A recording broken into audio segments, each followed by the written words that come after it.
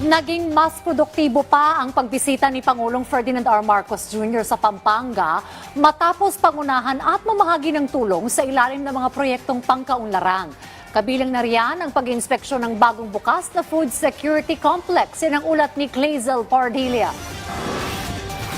Ininspeksyon ni Pangulong Ferdinand R. Marcos Jr. ang bagong bukas na food security complex sa Lubao, Pampanga. Lugar ito kung saan dadalhin at ipoproseso ang mga bibilhing palay ng gobyerno sa halos 30,000 magsasaka sa probinsya. Mula sa pagpapatuyo, paggiling at repacking, dito na gagawin. Kung dati nasa 60 hanggang 63 kilos lamang ng bigas ang maaring ma-recover sa 100 kilo ng palay, ngayon gamit ang malaki at modernong rice mill na ito, maaari na yang umabot sa 65 hanggang 68 kilos. Ang ibig sabihin niyan, tataas ang produksyon ng bigas at mas maraming supply para sa ating mga Pilipino. Nasa 1,000 sako ng bigas ang kayang gilingin sa food security complex kada araw. Kami mamimili ng palay. Oo.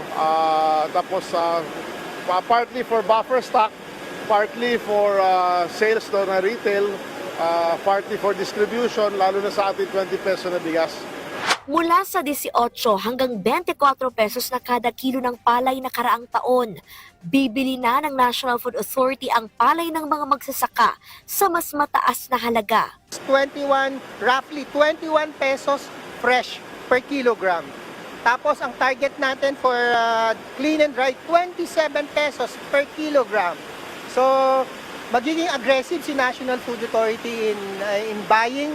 It's because we know na napahirapan yung ating magsasaka sa taas ng fuel, sa taas ng fertilizer. Tulong na yon, malaki na rin. Pambili nyo na ng ano yan, sir? Yung mga fertilizer nga, tsaka yung gamot na insekto, pandamo. Pinangunahan din ni Pangulong Marcos ang pamamahagi ng Sustainable Livelihood Program Assistance ng DSWD. Programa ito ng ahensya na layong tulungan ang mga labis na naapektuhan ng mahal na presyo ng langis. Nakatanggap ng 600 hanggang 900,000 piso ang nasa 21 kooperatiba at asosasyon. Kabilang ang grupo ng mga katutubo, gaya ni Diwani na magsasaka ng gulay. Ang laki po ng nauutang namin, halos umaabot ng 100,000. Tapos pag anihan na po yung presyo, ang baba.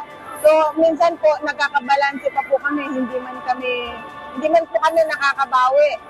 Pero sa ngayon po, malaking tulong po yung bigay na tulong ng gobyernong Pampuhunan po sa amin. So hindi ka na mangungutang ngayon ng pambili? Hindi po. Dito gagamitin na po namin yung tulong. Sa bawat tulong na iniaabot sa mga magsasaka, hindi lamang napatataas ang produksyon ng pagkain. Tulay din ito para kumita sila ng maganda at mabigyan ng mas magandang buhay ang kanilang mga pamilya. Clazel Pardilia para sa bayan.